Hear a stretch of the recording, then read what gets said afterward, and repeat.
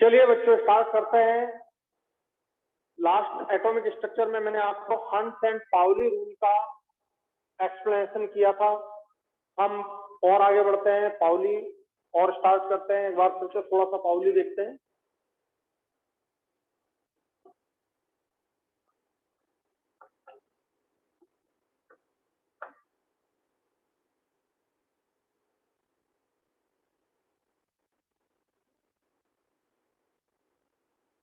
चलिए बच्चों, Pauli rule पर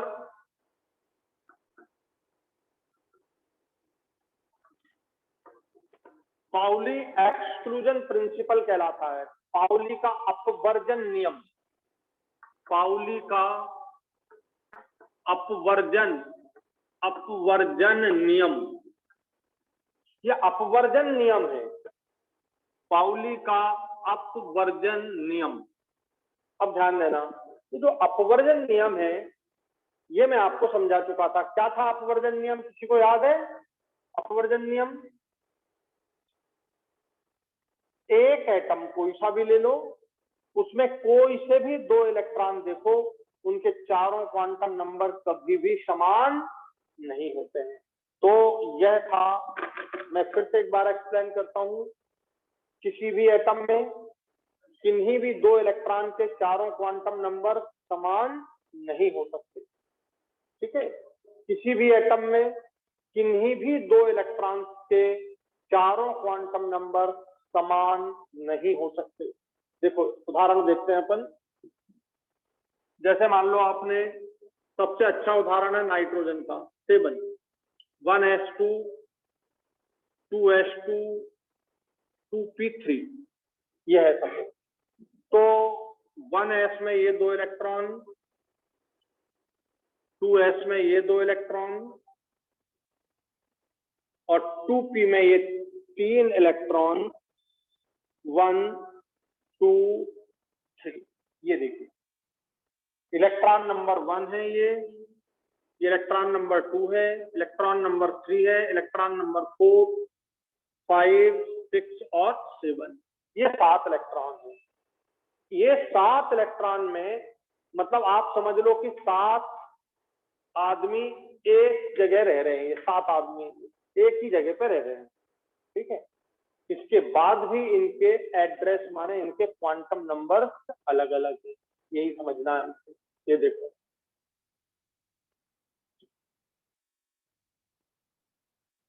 एन का वैल्यू, एल का वैल्यू, एम का वैल्यू और एस का वैल्यू। क्वेश्चन पर जाइए।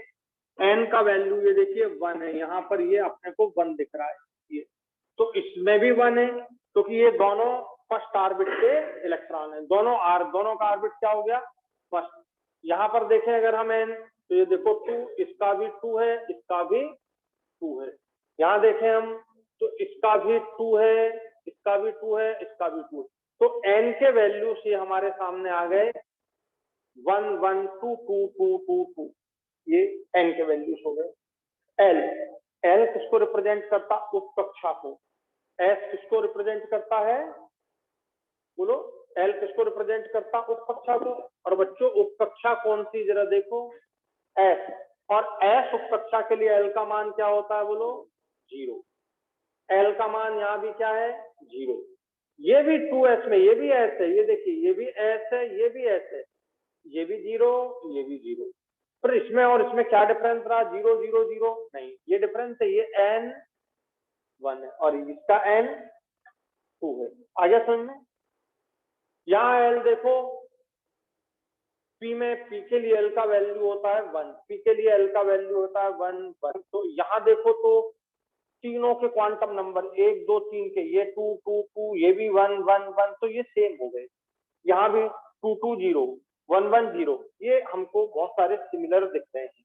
ठीक है, आगे चलते हैं। एम, एस के लिए एम का वैल्यू, एस ऑर्बिटल। अब हम बात करते हैं, ये पहली बात होती है ऑर्बिट की, ये कक्षा की बात है। ये किसकी बात है? कक्षा की। ये उपकक्षा, ये कक्षक, ये कक्षक की बात है।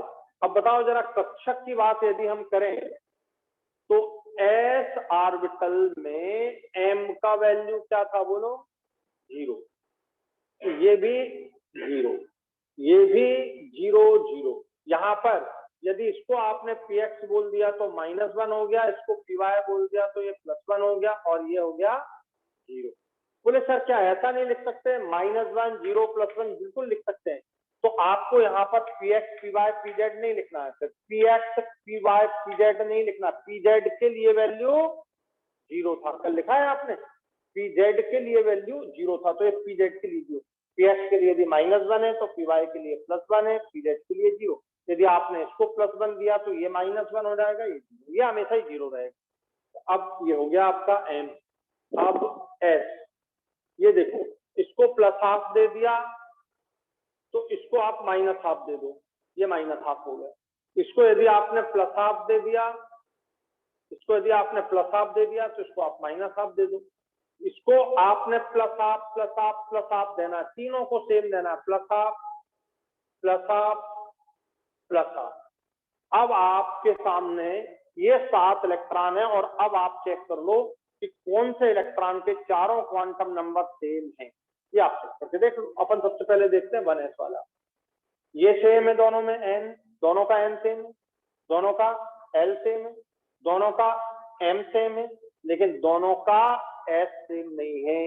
s बोले सर क्या इसको -½ दे दें तो इसको +½ बिल्कुल कर सकते हैं, समझ गए? नहीं तो बोले सर पहला वाला +½ दूसरा वाला -½ ऐसा नहीं है। आप यदि इसको +½ दिए हैं तो इसको आपने -½ दिया, इसको आपने -½ दिया तो इसको +½ देंगे। आ गया समझ में? तो अब बताओ क्या डिफरेंस दिख रहा है यहाँ पर, ये वाला डिफरेंस आपको दिख रहा है। फिर यहाँ ये 2 2 सेम है, ये 0 0 सेम है, ये 0 0 सेम है, बट ये डिफरेंस है, देखिए यहाँ भी बिल्कुल। बोले सर इसमें देखें ये तो सेम है, ये भी सेम है, ये भी, ये डिफरेंस है, देखिए आ गया कि नहीं समझ में? ये देखो ये -½ ये -½ है, ये सेम है, ये सेम है, ये डिफरेंस हो गया ये। तो कभी भी किसी भी एटम में, किसी भी एटम में कोई से भी 2 इलेक्ट्रॉनों के चारों क्वांटम नंबर कभी भी समान नहीं हो सकते। इस पृथ्वी पर 7 अरब लोग हैं, 7 अरब, हमारी पॉपुलेशन 7 अरब है, इसमें कोई 2 आदमी ऐसे नहीं है जिनके एड्रेस है, ठीक है? हम 2 सगे भाई हैं, जुड़वा भी हैं, जुड़वा बिल्कुल ट्विंस, उनके भी एड्रेस समान नहीं है, समझ गए? क्या डिफरेंस रहेगा? नाम में डिफरेंस रहेगा। जुड़वा है तो एक का नाम राम दूसरे का श्याम हो गया यार, ठीक है? माँ बाप सेम, ठीक भैया, आप नाम लिखते हैं तो फादर्स नेम लिखते हैं, फिर क्या लिखते हैं, कॉलोनी का नेम, फिर हाउस नंबर, डिस्ट्रिक्ट वगैरह, ये सब सेम हो जाएंगे, लेकिन नेम में डिफरेंस हो जाएगा। समझ आ गया? तो ये आपको बात क्लियर हो जाएगी।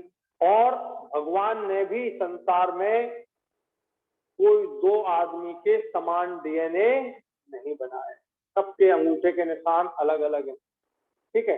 तो डीएनए फिंगरप्रिंट से माँ बाप को पहचान लेते हैं, तो वो थोड़ा सा पार्ट, डीएनए तो बहुत बड़ा है, उसका थोड़ा सा पार्ट डीएनए फिंगरप्रिंट से पहचाना जा सकता है कि हाँ ये सेम है, तो ये इसके माँ बाप है।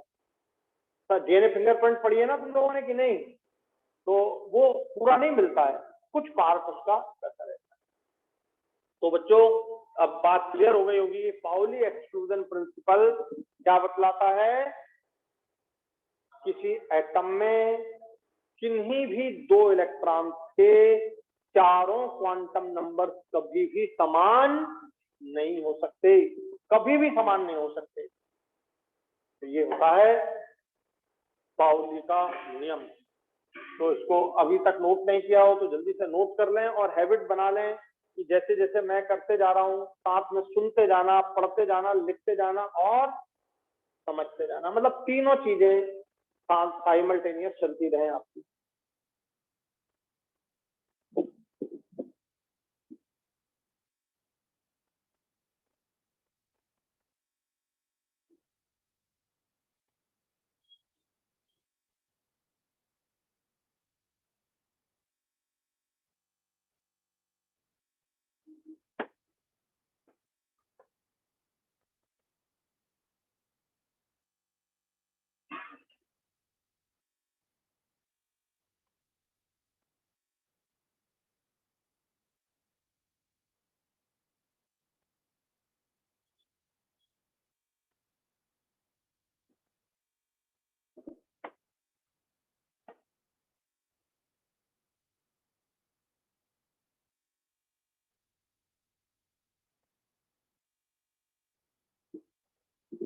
तो मुझे लगता है किसी को कोई दिक्कत नहीं है, बात एकदम क्लियर हो गई होगी।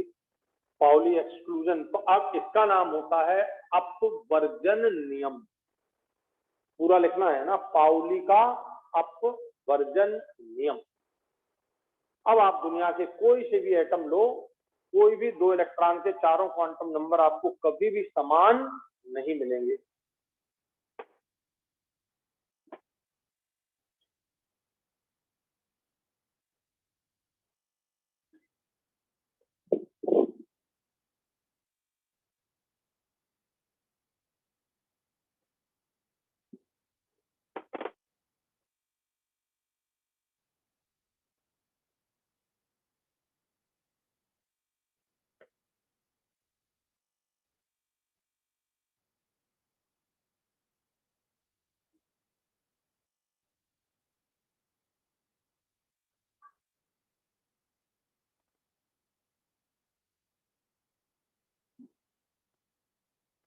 हो गया कंप्लीट।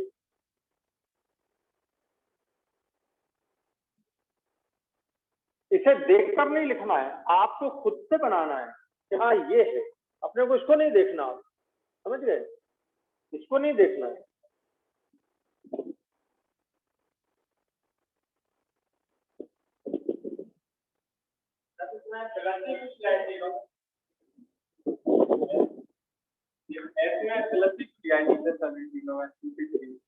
इसलिए कि तीनों के स्पिन कैसे हैं, एक जैसे हैं। अगर स्पिन अलग हो जाएंगे तो हंट का नियम गड़बड़ हो जाएगा, वहां हंट लग जाएगा।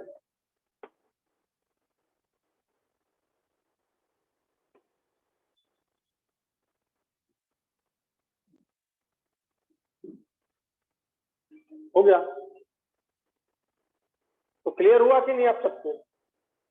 अब यदि मान लो, जरा सोचो, यदि मान लो मैं ये कर देता, यहां ध्यान देना, ये कर देता, ये देखो, ये कर देता, तो यदि तुमने इसको प्लस हाफ और इसको प्लस हाफ बोला है, तो ये क्या हो जाता, आप बोलो?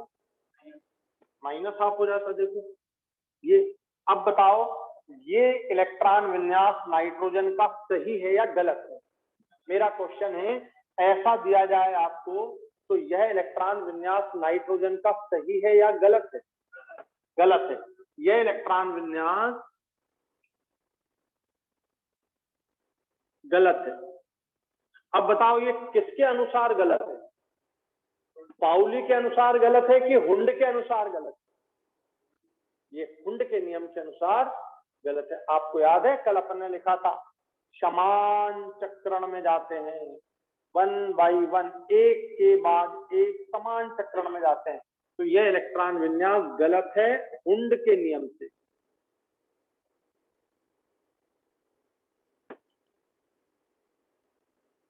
हुंड के नियम से गलत है, हुंड का नियम यहां पर नहीं लग रहा है। आ गया समझ में?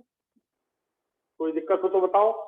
अब बताओ क्या तुम्हें इसमें पाउली का नियम कहीं गलत नजर आ रहा है? जल्दी से देख के बताओ।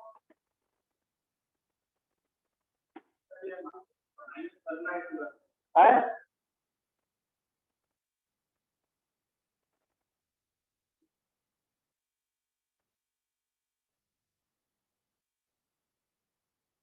यहाँ पी के लिए 0 है ये, पर यहाँ पर हुंड का ही नियम गलत माना जाएगा। ठीक है,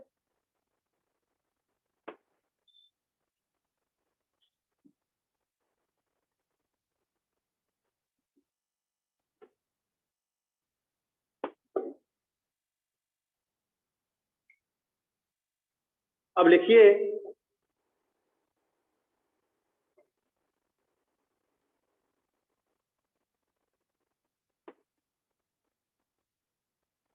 अब बताओ चारों क्वांटम नंबर्स की व्याख्या कौन सा नियम कर सकता है?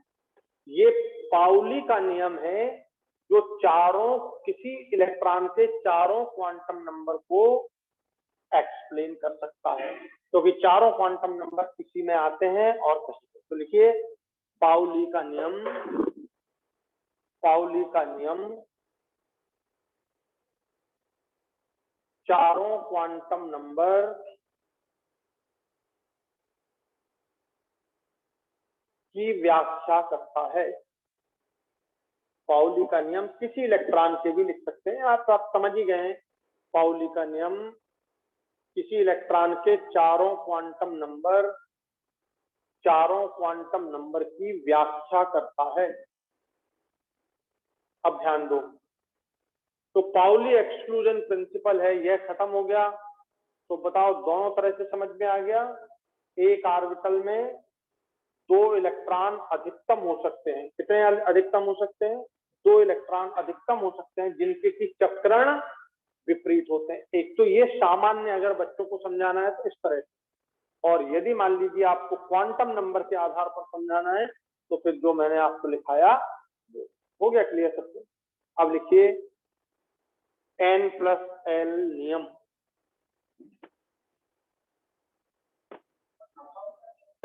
नहीं, अभी n+ है।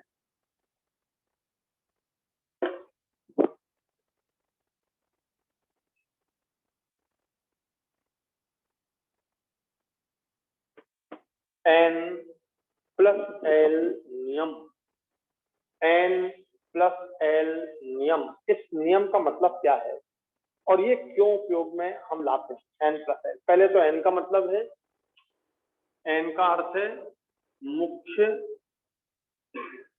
क्वांटम संख्या। n का अर्थ हो गया मुख्य क्वांटम संख्या, और n के मान आप जानते ही हैं, 1 2 3 4 ऐसे मान होते हैं n के। ठीक है। l का मतलब होता है दिगंती क्वांटम संख्या।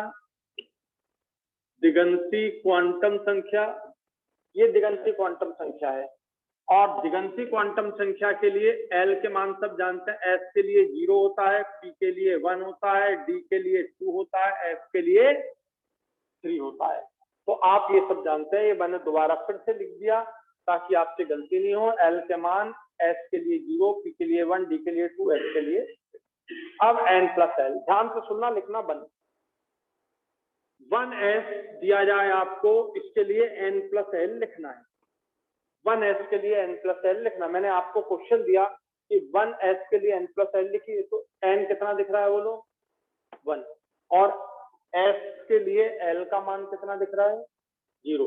तो ये आपका 0 हो गया और ये आपका आ गया 1। 1s के लिए n+l का मान 1 हो गया। 2s के लिए यदि मैं बोलूं तो 2 + 0 = 2। 2p के लिए बोलूं तो क्या हो जाएगा? 2 + 1। ये देखिए p के लिए n का मान, l का मान कितना है? 1। तो 2 + 1 = ये आ गया 3। 3s के लिए बोलूं तो 3 + ये देखिए 0 दिया है और ये 3 हो गया, ये 0 है। s के लिए 0 और ये n तो है। तो ये जो दिया जाता है ये तो हमेशा क्या होता है? n। ठीक है। और 3p के लिए आपका आ जाएगा 3 + 1 = 4। 3d के लिए आ जाएगा 3 + 2 = 5। 4s के लिए आ जाएगा 4 + 0 = 4। ये आपका n+l। तो आप किसी का भी n+l अब निकाल सकते हो। निकाल सकते हो कि नहीं? 4s की जगह 4p आ जाए, 4d आ जाए, 4f आ जाए। बताइए इनके n+l क्या होना चाहिए? 4p का 4 + 1 = 5, 4 + 2 = 6, 4 + 3 = 7, 5s, 5p, 5d। तो 5 + 0 = 5, 5 + 1 = 6, 5 + 2 = 7, 5f, 5 + 3 = 8। इस तरह से आप किसी का भी n+l लिख सकते हैं। तो n+l लिखने में अब कोई प्रॉब्लम नहीं। तो आप पहला क्वेश्चन आता है n+l क्या है, तो आपसे बन जाएगा। n+l पूछे तो आपसे बन जाएगा। तो फटाफट इसके n+l लिख डालिए, फिर आगे की बात करते हैं।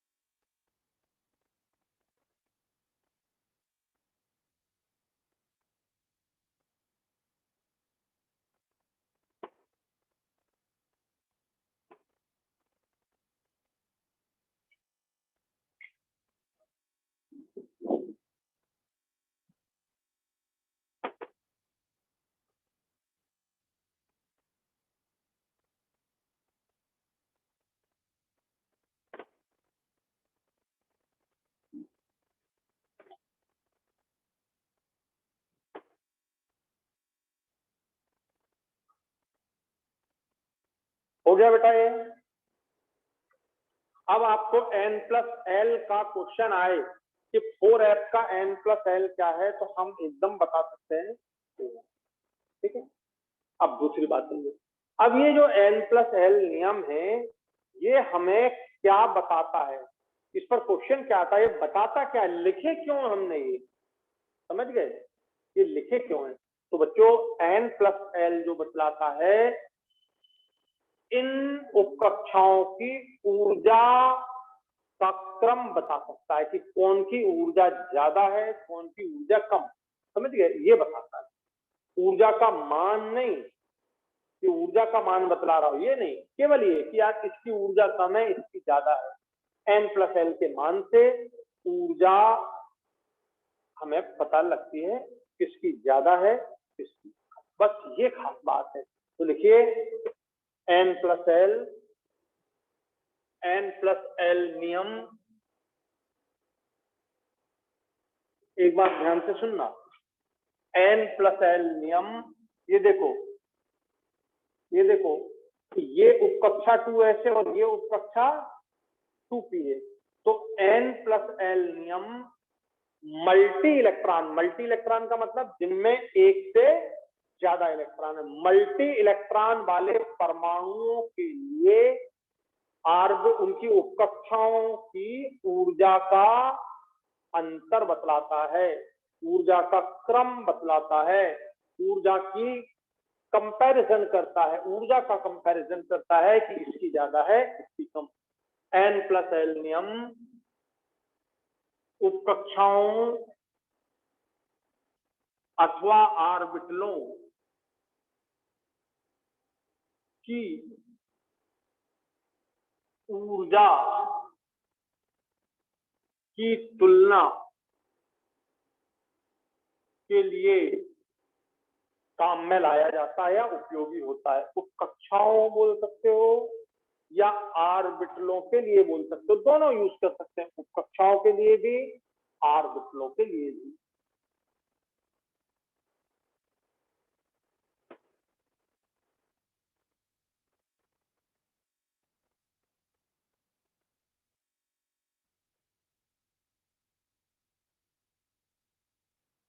अब क्वेश्चन पूछा रहा है n+l नियम की क्या उपयोगिता है, n+l नियम की क्या उपयोगिता है, तो क्या उपयोगिता है बोलो, उपकक्षाओं अथवा ऑर्बिटलों की ऊर्जा की तुलनात्मक स्टडी आप कर सकते हैं कि कौन ज्यादा है कौन कम, बात समझ आ गई, कौन ज्यादा है कौन कम। जैसे मान लो ये बताना हो कि ये 3 स्टूडेंट हैं, इसके नंबर सबसे ज्यादा है, इसके नंबर इससे कम है और इसके सबसे कम है, ये बतला, नंबर कितने हैं ये नहीं कि इसके 100 में से 90 है, इसके 80 है, इसके 70, ऐसा नहीं बता रहा, इसके ज्यादा है इसके और कम है और इसके सबसे कम, बस ये बात, आगे बात समझ लो। तो n+l नियम से हमको ऊर्जा की तुलनात्मक स्टडी कर सकते हैं। अब ध्यान से सुनो, अब बोले सर n+l नियम क्या है, तो मैं अब बताता हूं कि n+l नियम क्या है, बताता क्या है ऊर्जा, नियम क्या है ये देखिए।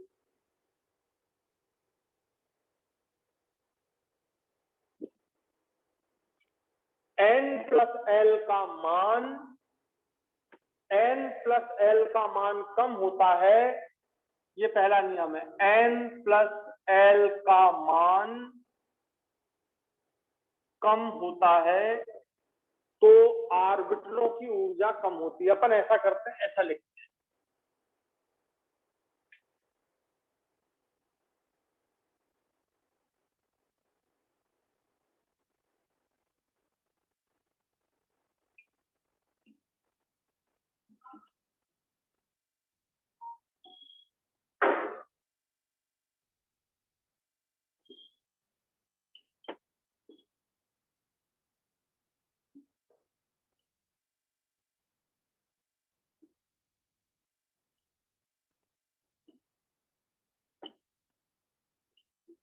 ये देखो, ये लिख दिया मैंने, ध्यान देना बेटा।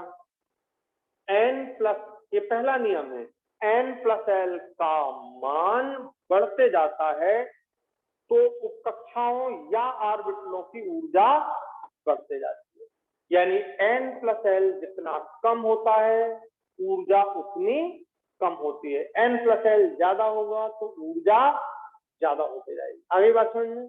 देखो सबसे कम n प्लस एल किसका है, इसका n प्लस एल का मान सबसे कम ये है, तो सबसे कम ऊर्जा वाला ये है। अगर आपसे क्वेश्चन पूछा जाए कि दुनिया में सबसे कम ऊर्जा किसकी है, तो दुनिया में सबसे कम ऊर्जा किसकी होगी, 1s।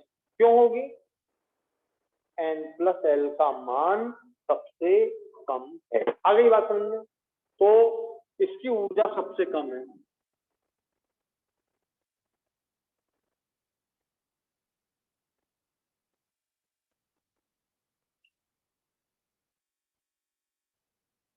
इसकी जो ऊर्जा है वो सबसे कम है। ये देखिए इससे ज्यादा ऊर्जा ये हो गई, n प्लस एल का मान बढ़ गया, ऊर्जा बढ़ गई, समझ आ गया। 1 से 2 हो गया और 2 से ये हो गया 3, n प्लस एल का मान 3 हो गया तो और ऊर्जा बढ़ गई। तो n प्लस एल का मान बढ़ते जा रहा है तो क्या बढ़ते जा रही है, ऊर्जा बढ़ते जा रही है। ये बात क्लियर हो गई। n प्लस एल का मान बढ़ते जाता है तो ऊर्जा का मान भी बढ़ते जाता है। पहली चीज सबसे कम ऊर्जा। तो क्वेश्चन पूछा जाए कि सबसे कम ऊर्जा किसकी है, तो आप क्या देखेंगे, n प्लस एल का मान सबसे कम होना चाहिए, तो सबसे कम ऊर्जा हो जाएगी। ठीक है, बात क्लियर हो गई। अब बोले सर ये तो बराबर है, तो फिर क्या इनकी ऊर्जा बराबर होनी चाहिए, नहीं, ये बराबर है पर ऊर्जा बराबर। तो दूसरा नियम, ये पहला नियम समझ आ गया, अब दूसरा नियम लिखिए।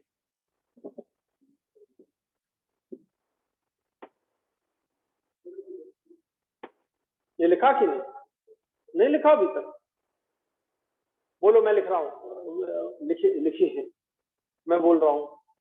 n प्लस एल का मान, n प्लस एल का मान बढ़ते जाता है तो उपकक्षाओं या ऑर्बिटलों की ऊर्जा बढ़ते जाती है। बस आ गया समझ में।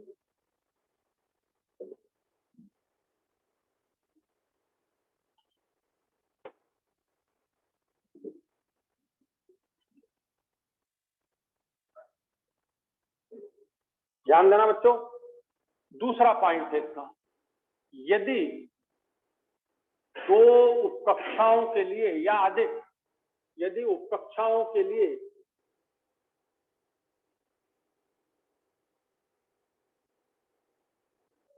यदि दो उपकक्षाओं के लिए n प्लस एल का मान समान हो, के लिए n प्लस एल का मान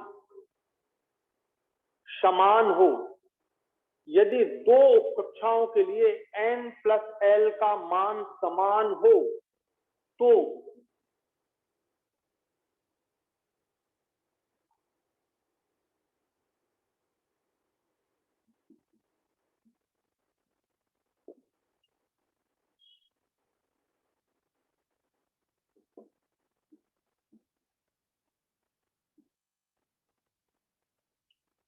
ये देखिए ध्यान से दर, यहां पर n प्लस एल का मान समान है, इधर देखो समझो, n प्लस एल का मान समान है, 3 इसमें भी दिख रहा है, n प्लस एल समान, तो इसका n का मान 2 है और इसका n का मान 3 है, इसका n का मान कम है तो इसकी ऊर्जा कम हो जाएगी।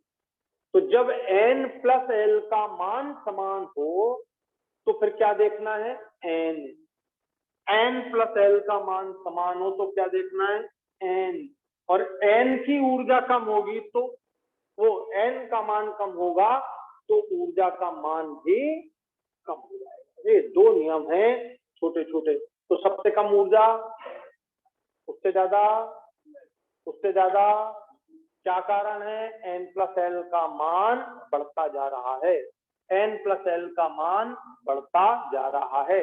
और जब मान बराबर हो जाए, जब ये मान बराबर हो जाए तो फिर क्या देखना है? जल्दी बोलो, फिर क्या देखना है? बोलो। n, इसके लिए n का मान 2 है तो इसकी ऊर्जा कम, जबकि n+l बराबर है तब भी ऊर्जा किसकी कम है? इसकी कम है। बात क्लियर हो गई? ये आपको सबसे ज्यादा यही वाला क्वेश्चन आया, n+l जब बराबर हो तब क्या करना है? तो n देखना है। यहाँ देखिए, ये 3 और 4 हो गया, ये हो गया ज्यादा। यहाँ देखिए, ये 4 है और ये 5 है, तो 3D की ऊर्जा क्या हो गई? 3D की ऊर्जा क्या हो गई? ज्यादा। और 4s की ऊर्जा क्या हो जाएगी? कम। ये बढ़ा दें आप, यहाँ तक तो बढ़ा सकते हैं ना आप, 3, 4, 5। यहाँ पर आपको प्रॉब्लम आएगी, ये देखिए, यहाँ पर आपको प्रॉब्लम आई। अब बताओ, ये 5 है और ये 4 है, तो किसकी ऊर्जा कम होनी चाहिए?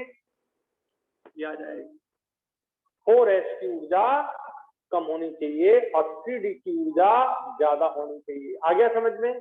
तो आप बताओ, 4s की ऊर्जा कम है और 3D की ऊर्जा ज्यादा, जबकि 3D तो 3 कक्षा का और 4s 4 कक्षा का है, और कक्षा ज्यादा हो गई है, इसके बाद भी ऊर्जा क्या है?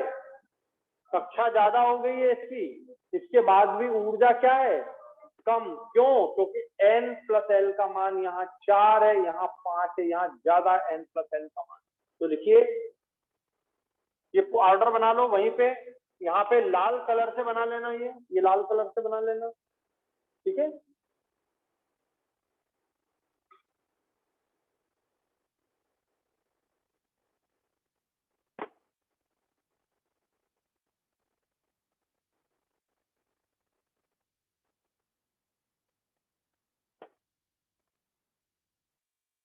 तो बहुत सिंपल बात है, आपको क्लियर हो जानी चाहिए।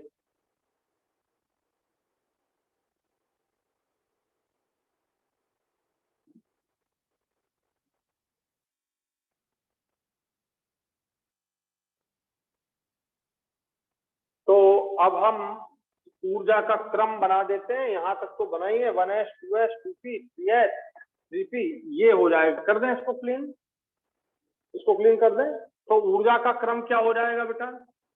ये हो जाएगा, सबसे कम 1s, उससे ज्यादा 2s, उससे ज्यादा 2p, उससे ज्यादा 3s, उससे ज्यादा 3p, उससे ज्यादा 4s, उससे ज्यादा 3p। अच्छा, यहाँ पर देखो, यहाँ पर 4+0 है, ये भी 4 है, और ये 3+2 है, ये 5 है। और यहाँ पर देखो तो जरा, यहाँ भी 5 है और यहाँ भी 5 है, देखो दोनों में 5 है, तो फिर किसकी ऊर्जा कम होनी चाहिए? 3D की। क्यों? n कम, ये देखिए लिखा है, उसकी ऊर्जा कम होती है जिसके लिए n का मान कम होता है। हो गया क्लियर कि नहीं अच्छे से? तो ये आपका 5 है बच्चों, और ये भी 5 है, इसमें n का वैल्यू 3 है, इसमें n का वैल्यू 4 है, तो इसकी ऊर्जा ज्यादा हो जाएगी और इसकी ऊर्जा कम हो जाएगी। तो ये ऑर्डर बन गया, ये देखिए, ठीक है? फिर यहाँ पर 5 आ रहा है, ये देखिए, ये 5 आ रहा है, 5s में भी 5 है और 4p में भी 5 है, ये देखिए 4+1 है और ये 5+0। बताइए किसकी ऊर्जा कम होनी चाहिए? इसकी। क्यों? n का मान कम। तो ये उठ के कहाँ आ जाएगा आगे? ये उठ के यहाँ आ जाएगा 5s, ये आ गया। मैं ऊर्जा का क्रम बना रहा हूँ उस तरह, आपने n+l लिख ही लिया है, तो अपन ये ऊर्जा का क्रम बना देते हैं। 5s ये हटा देता हूँ। हो गया क्लियर कि नहीं आपको? तो ये हटा दिया मैंने, और यहाँ भी हमारे पास 5+0 = 5 है बेटा। अब बताओ, 5 है, इसके बाद क्या आना चाहिए? 4d, इसके लिए भी 6 है और 5p के लिए भी 6 है, दोनों के लिए 6 वैल्यू। बताओ किसकी ऊर्जा कम होनी चाहिए? इसके लिए भी 6 वैल्यू है और इसके लिए भी 6 वैल्यू। बताइए किसके लिए कम होनी चाहिए? समझ आ गया? तो 4d की ऊर्जा इससे तो ज्यादा है लेकिन इससे कम है, यहाँ 5p आ जाएगा, ये हटा देता हूं, ये 5p आ जाएगा आपका, ये 5p। और यहाँ पर आपका 4f था, यहाँ पर आपका 4f था, इसको हटा दिया मैंने। 4f का मतलब 4 + 3 = 7। अब बताओ 5d में भी 7 है और 4f में भी 7 है, किसकी ऊर्जा कम होनी चाहिए? 4f की। क्यों? क्योंकि 4f के 7 में n का वैल्यू 4 है और इसके 7 में n का वैल्यू 5 है। बोलो क्लियर हो गया? यहाँ देखो, अब आपको, मुझे नहीं लगता है कि कहीं पे कोई प्रॉब्लम आए। ये आपकी ऊर्जा का ऑर्डर हो गया, ये ऊर्जा का ऑर्डर हो गया। तो बना लें इसको, सबने बना लिया? गुड। तो n+l में कितने नियम हो गए? 2। n+l का पहला नियम है, जिसकी n+l की वैल्यू कम होती है उसकी ऊर्जा कम होती है, और n+l समान हो तो उसकी ऊर्जा कम होती है जिसके लिए n का वैल्यू कम होता है। कम से कम 4 से 5 बार ये क्वेश्चन आपको पूछे गए हैं और आपको क्लियर हो जाने चाहिए। हो गए कि नहीं? अब ये ऊर्जा का क्रम बन गया। तो n+l नियम ऊर्जा का क्रम बतलाता है। देखो, अब जब हमको ये ऊर्जा का क्रम पता लग गया तो तुमने एक नियम पढ़ा होगा कि सबसे पहले इलेक्ट्रॉन कम ऊर्जा वाले में जाता है कि नहीं? कम ऊर्जा वाले में, फिर किस में जाता है? उससे ज्यादा ऊर्जा में, फिर उससे ज्यादा ऊर्जा में। तो सबसे पहले इलेक्ट्रॉन किस में जाना चाहिए? अपन जब भी इलेक्ट्रॉन विन्यास भरते हैं तो सबसे पहले 1s भरते हैं। जब 1s पूरा हो जाता है उसके बाद 2s भरते हैं। तो ये अपना सीक्वेंस होता है बच्चों। तो ध्यान से समझिएगा। अब हम लिख रहे हैं ऑफ-बॉ नियम।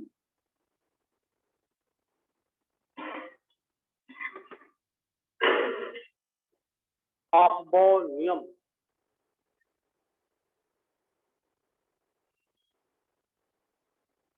ऑफ-बॉ नियम होता है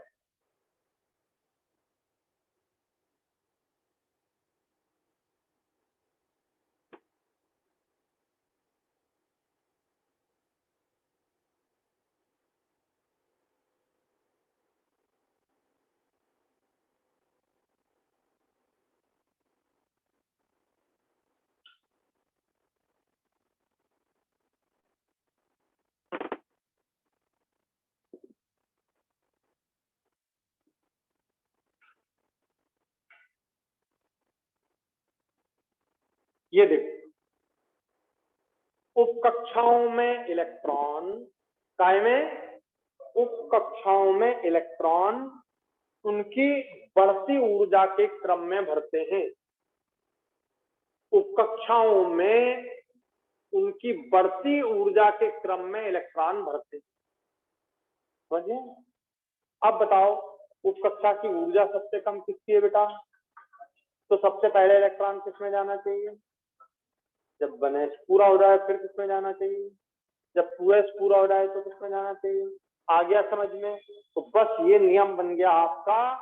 ये देखिए, हटा रहा हूं इसको। देखो सब लोग, सबसे पहले इलेक्ट्रॉन 1s में जाएगा। जब 1s पूरा हो जाएगा तब 2s में जाएगा। 2s पूरा हो जाएगा तब 2p में जाएगा। 2p पूरा हो जाएगा तो 3s में। 3s के बाद 3p में। बच्चा, 3p के बाद 3d में नहीं गया इलेक्ट्रॉन। 3p के बाद किस में गया? देखो, समझ आ गया? 3p के बाद इलेक्ट्रॉन 3d में नहीं गया। किस में गया? 3p के बाद 4s में गया। 4s के बाद फिर 3d में जाता है, और 3d के बाद फिर देखो 4p में जाता है। 4p के बाद 5s के बाद 4d के बाद 5p के बाद 4s के बाद ऐसे इलेक्ट्रॉन जाता है। ये लिख दिया। उप कक्षाओं में इलेक्ट्रॉन उनकी बढ़ती हुई ऊर्जा के क्रम में भरते हैं। ये होता है। आ गया क्लियर? तो ऐसा बनाना है आपको, ये बनाना है, ये ऐसा सीक्वेंस वहीं पे बना लो। ये बनाया ये तुमने, तो ये इलेक्ट्रॉन के भरने का नियम हो गया। ये इलेक्ट्रॉन जा रहा है।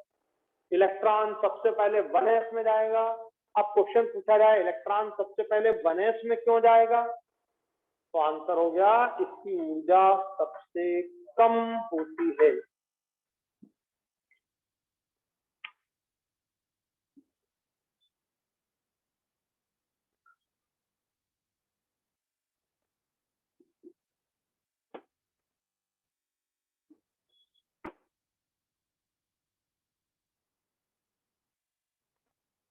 ये है नियम। अब बताओ, अगर आप बिल्कुल क्रमशः पढ़ते हैं तो कंफ्यूजन नहीं होता, और जहां क्रम बिगड़ता है तो कंफ्यूजन शुरू हो जाता है।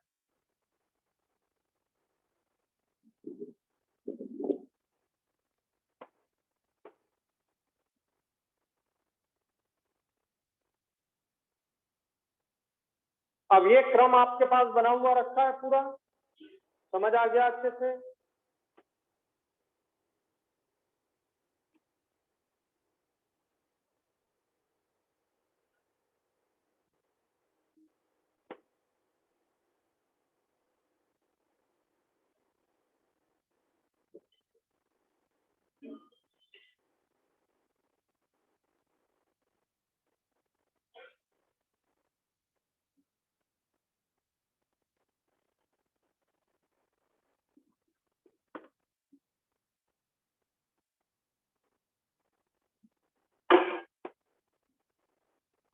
चलिए देखिए, आपबाउ नियम को आप इस तरह से भी बना सकते हैं। 1s,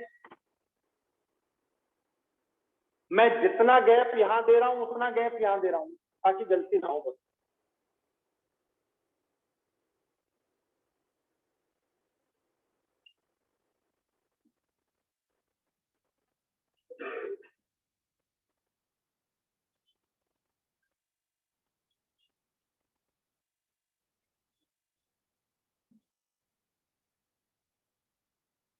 बोले सर आपने यहाँ पे 5G नहीं लिखा, यहाँ पे 6G और 6s नहीं लिखा।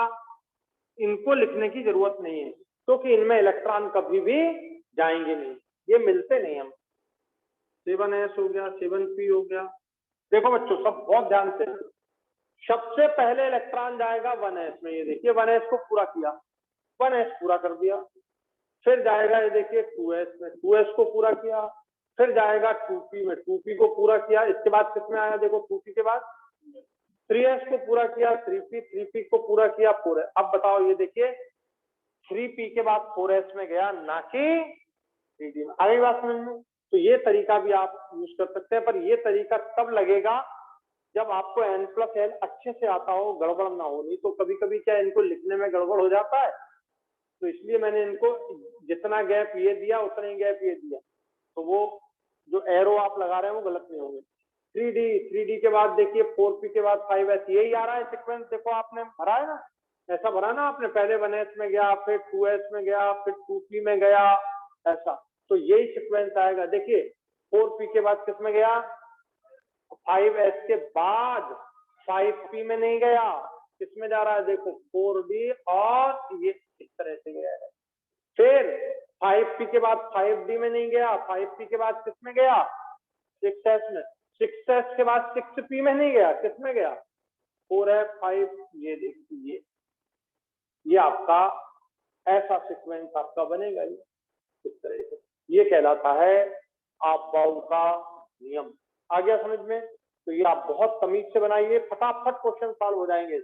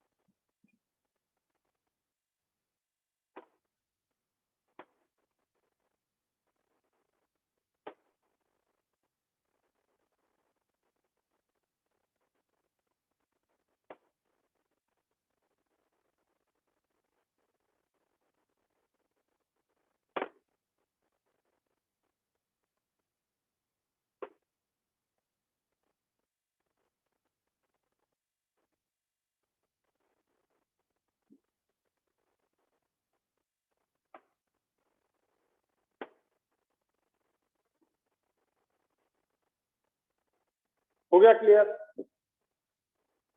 तो ये वही क्रम है जो मैंने इस तरह से बनाया है, आपको बुक में इस तरह से मिलता है।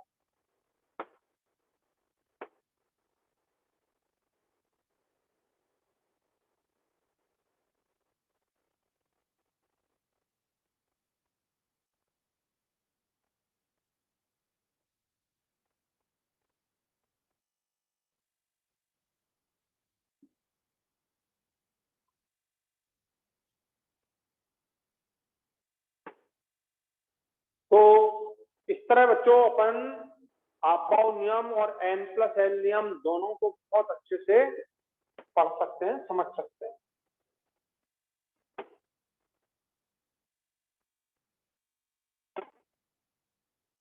चलिए लिख लिया सब लोगों ने?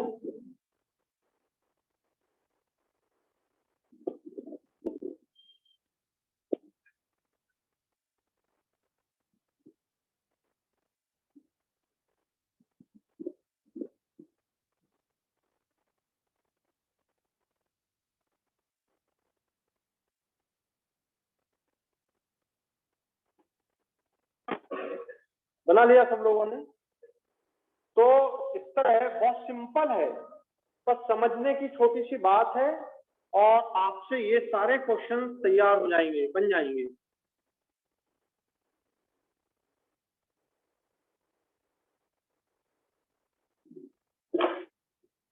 अब देखो, अब हमारे पास तीनों नियम है। पाउली नियम भी हमको क्लियर हो गया है, वुल्ट का नियम भी क्लियर हो गया और आपबाउ का नियम भी क्लियर हो गया है। अब हम इलेक्ट्रॉन विन्यास लिखते हैं।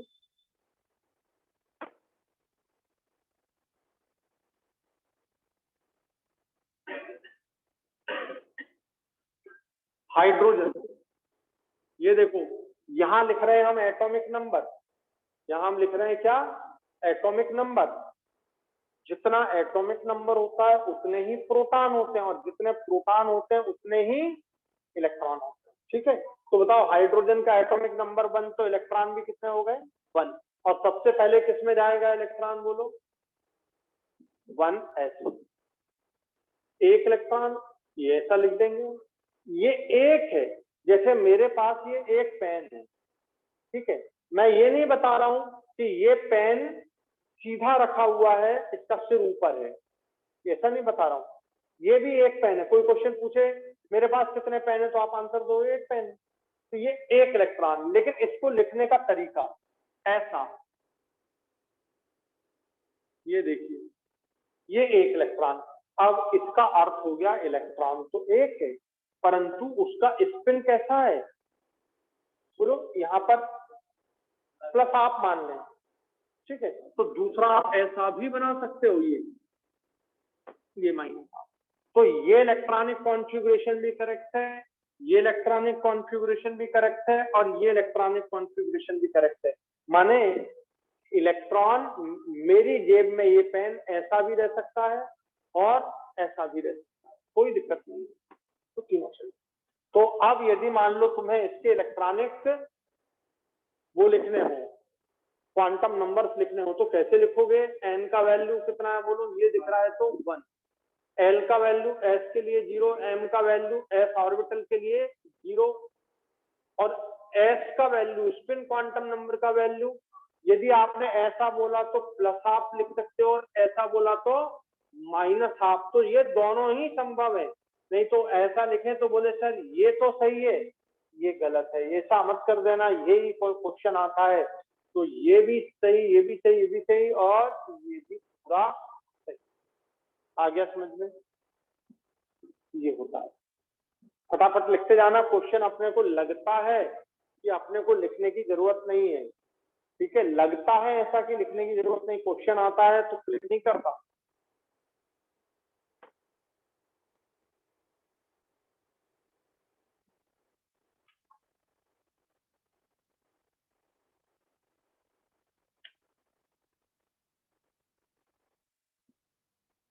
तो बोलो क्लियर हो गया है?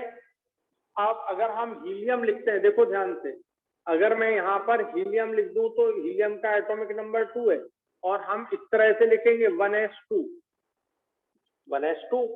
ये 2 का मतलब है 2 इलेक्ट्रॉन है, और इसको आप ऐसा लिख सकते हो, ये देखिए ऐसा लिख सकते हो, ये भी करेक्ट है, और ऐसा लिख सकते हो, ये भी करेक्ट, दोनों करेक्ट है। ठीक है, तो यहाँ पर ये ऐसा हो जाएगा, अब इसका इलेक्ट्रॉन ये होगा 1, ये होगा 0, ये होगा 0, और ये हो जाएगा -12, ये हो गया +12। ठीक है, तो 2 इलेक्ट्रॉन के क्वांटम नंबर इस तरह से व्यक्त कर सकते हो। आ गई बात समझ में?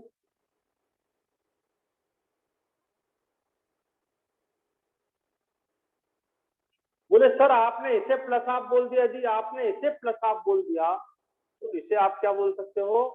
Minus half.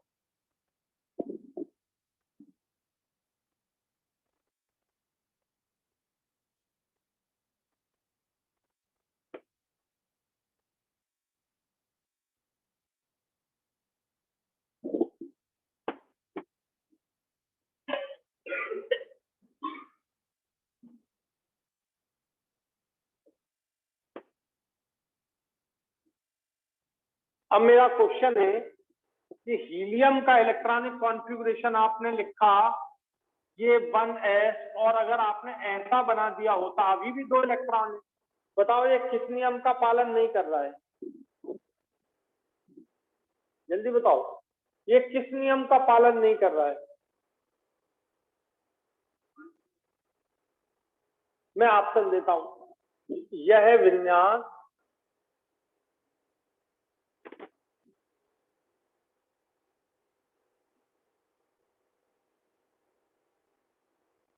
किस नियम का पालन नहीं कर रहा है? ऑप्शन ए,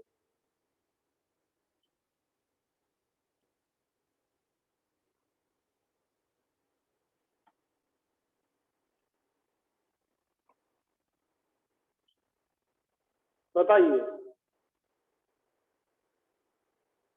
तो आंसर पाउली।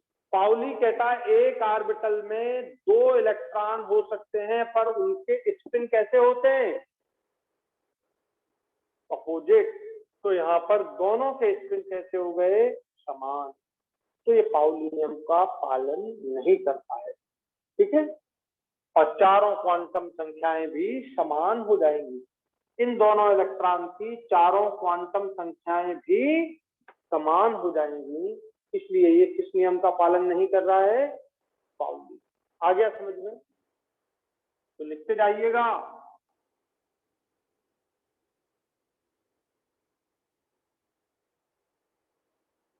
चलिए, अब यदि मैंने ऐसा दिया होता, जरा देखिए,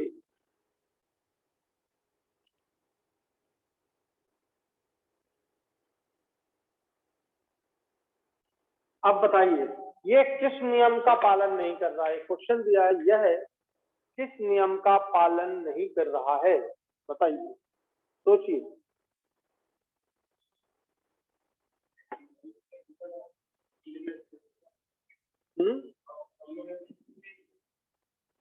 सोच के बताओ, आप लोग भी सोचो। 1s0 है और 2s2 कर दिया जाए, भैया इलेक्ट्रॉन सबसे पहले किसमें जाता है? और 1s को पूरा करने के बाद किसमें जाता है? और यहाँ पे तो 1s खाली पड़ा और किसमें आ गए इलेक्ट्रॉन? बोलो, इसका मतलब किसका पालन नहीं हो रहा है?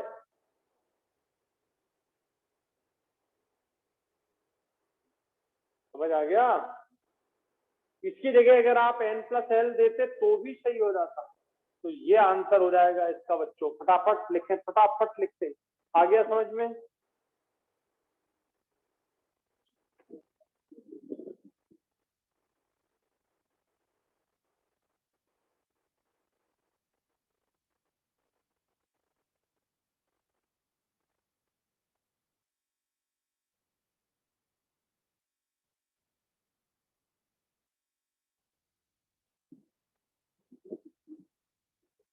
ठीक है, तो ऐसे छोटे से क्वेश्चन अगर आप एनालिसिस करके देखेंगे तो अब कहीं प्रॉब्लम नहीं होगी और आपसे बन जाएंगी। चलिए अगला दे रहा हूं, देखिए अगर मान लीजिए मैं ऐसा दे देता ये,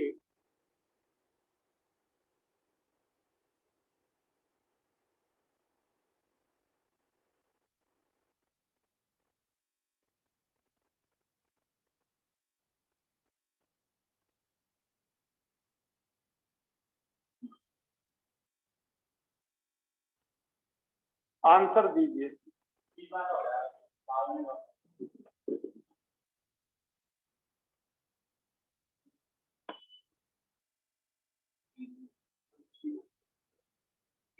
बी सही है। यहाँ देखो ये आंसर करेक्ट हो गया बी। क्यों? ये समान स्पिन, तो ये कौन सा गड़बड़ हो गया?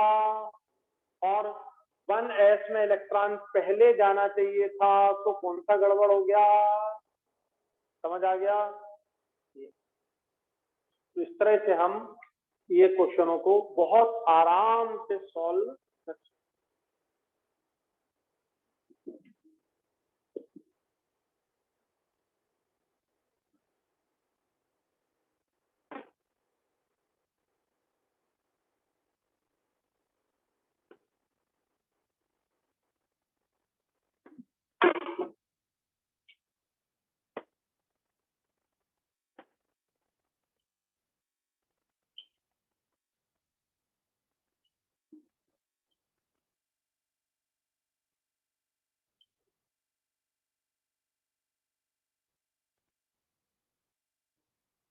ये ठीक है।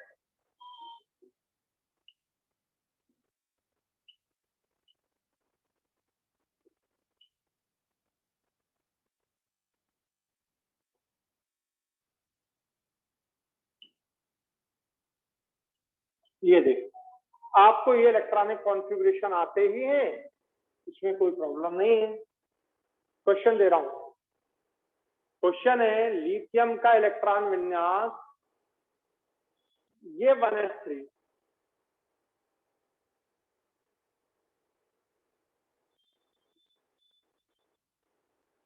किसका पालन नहीं कर रहा है? ये ऑप्शन दे रहा हूं।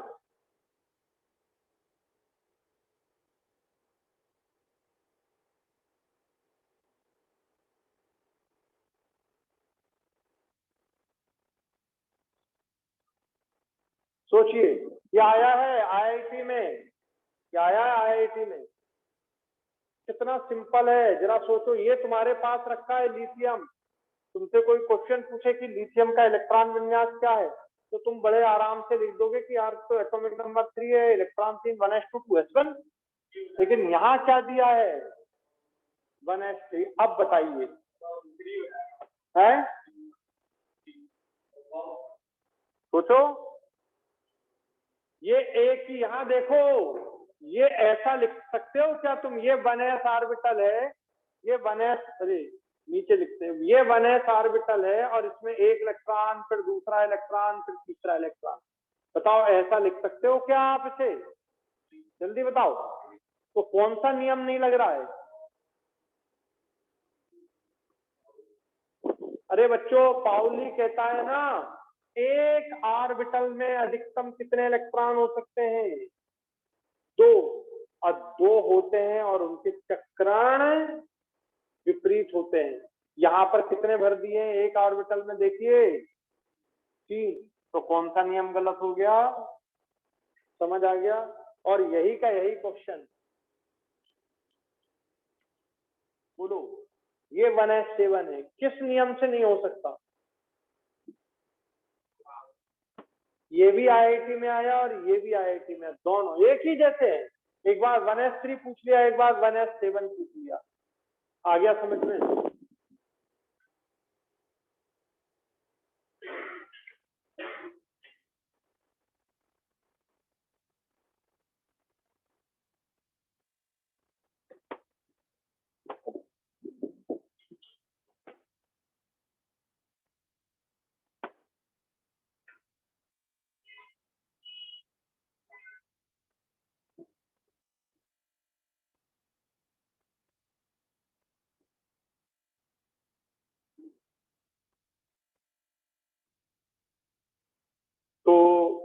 अब आपको जो क्वेश्चन आया है वो बतलाते हैं।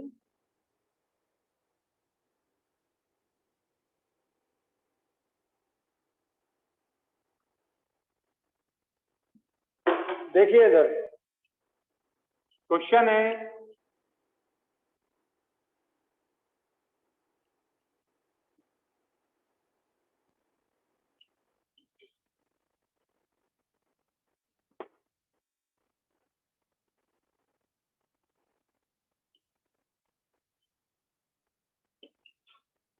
बताइए नाइट्रोजन में पी उप कक्षा में इलेक्ट्रॉन किस नियम के अनुसार भरते हैं? समझ आ गया क्वेश्चन? देखिए नाइट्रोजन में पी उप कक्षा में इलेक्ट्रॉन किस नियम के अनुसार भरते हैं?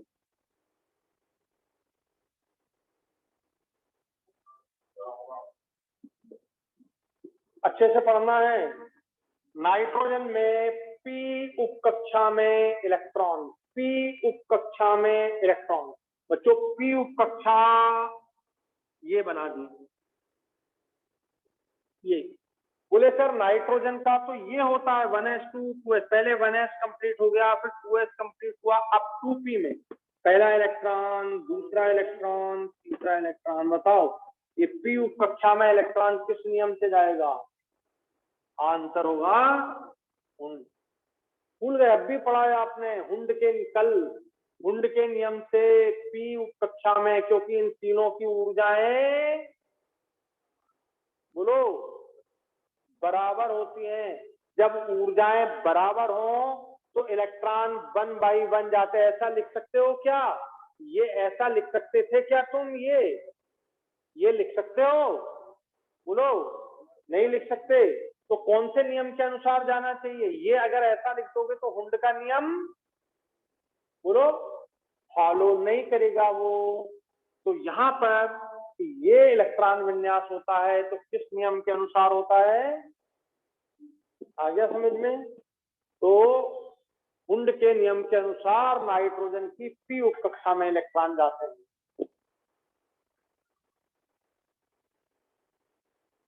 ये आपको आया है ये वाला, ये क्वेश्चन आपको पूछा गया है, समझ आ गया कि नहीं?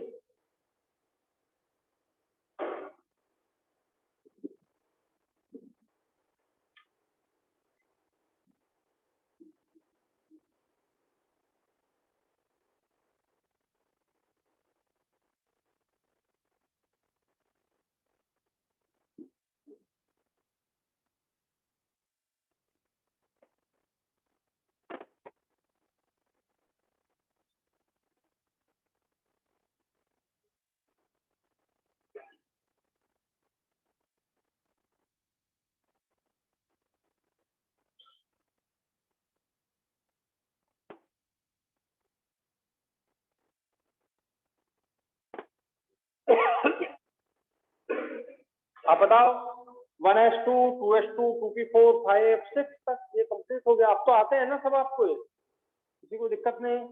आते हैं ना सब? और सोडियम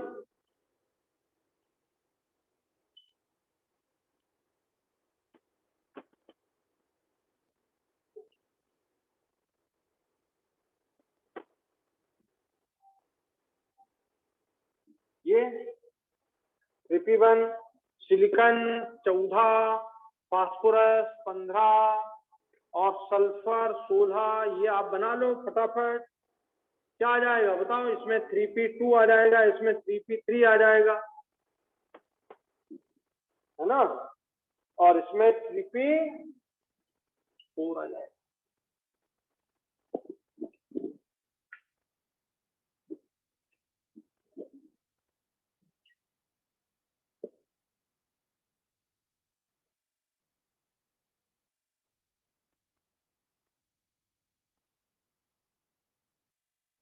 तो अब बताओ इलेक्ट्रॉनिक कॉन्फ़िगरेशन से रिलेटेड कोई भी क्वेश्चन आए तो बन जाएगा। अब कहां तक पहुंच गए? सल्फर के बाद क्लोरीन 17, आर्गन 18, 18 1s2।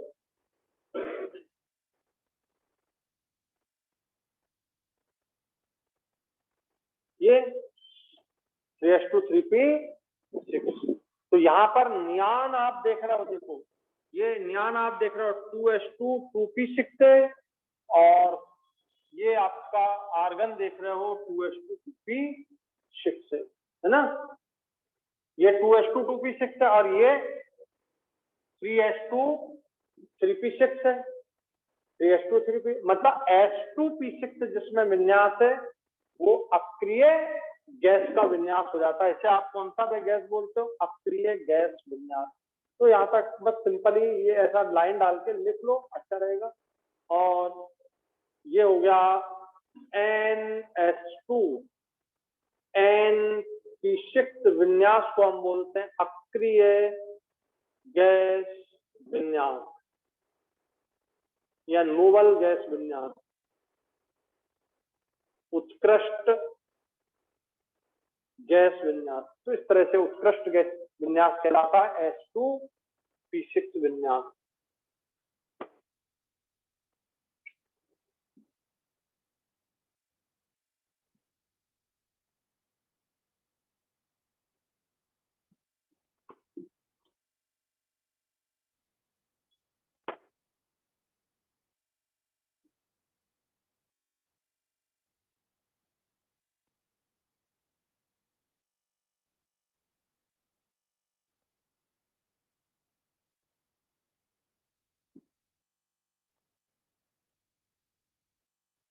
हो गया बच्चों क्लियर?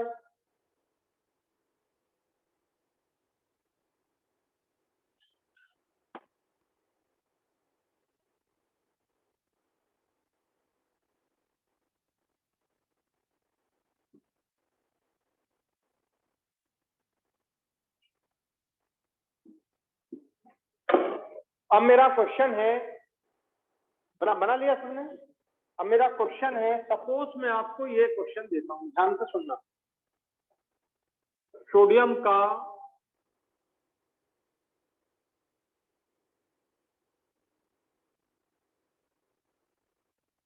मुझे बताओ इसमें किस नियम का पालन नहीं हो रहा है? इसमें किस नियम का पालन नहीं हो रहा है?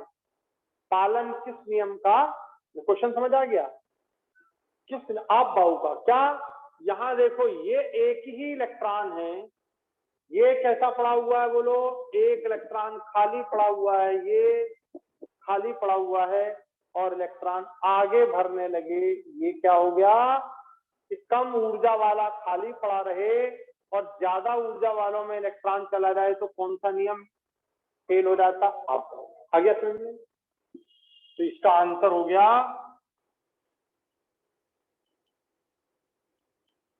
आब्बो नियम का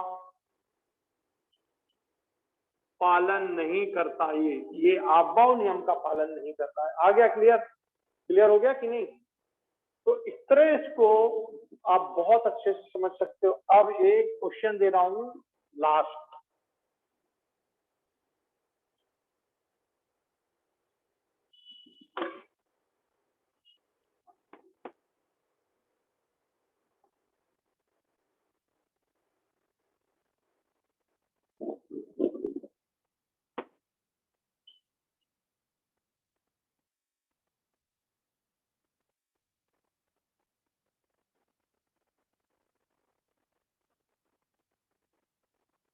बताइए ये किस नियम का पालन नहीं कर रहा है?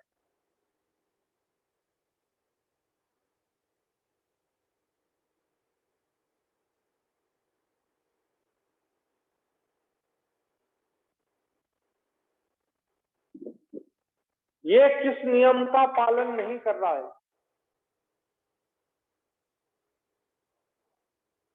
इतनी देर पहले अपन मन से लिख लो, अपन मन से लिख लो भैया, नाइट्रोजन 1s2 है, 2s2 है, 2p 3 है, ये होना चाहिए। यहाँ तो ये वाला गायब ही है, ये है ही नहीं। इसका मतलब 1s के बाद इलेक्ट्रॉन सीधे किसमें पहुंच गए और 2s क्या पड़ा रहा? खाली। तो भाई साहब किस नियम का पालन नहीं किया? तो आंसर हो गया भैया आपबो नियम का पालन। आपबो का पालन नहीं कर रहा है, ये हाव का पालन नहीं कर रहा है।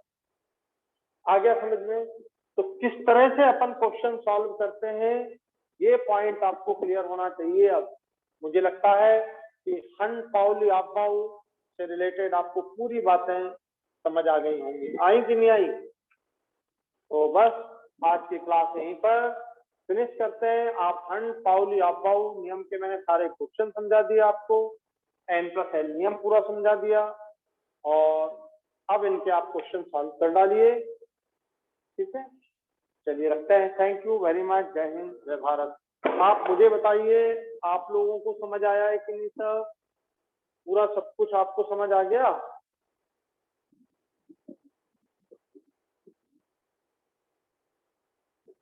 बच्चों आप लोग को पूरा समझ आ गया आज का? Yes sir. तो कैसे क्वेश्चन हम सॉल्व करते हैं हन पाउली आबाऊ पर, और कैसे क्वेश्चन पूछे जाते हैं, ये पूरा मैंने आपको अप टू डेट समझा दिया। और मुझे नहीं लगता कि इसमें अब आपको कोई कंफ्यूजन हो, कोई दिक्कत हो। ठीक है, बस क्वेश्चन सॉल्व करिए। कल का टारगेट रहेगा ऊर्जा से रिलेटेड क्वेश्चन सॉल्व करना। ठीक है, और अबाऊ हुन पाउली और क्वांटम नंबर के भी क्वेश्चनों को इंक्लूड करके क्वेश्चन सॉल्व करना। ठीक है, कल मैं आपको, कल मतलब नेक्स्ट क्लास में जब भी होगी तो ये सॉल्व कराऊंगा।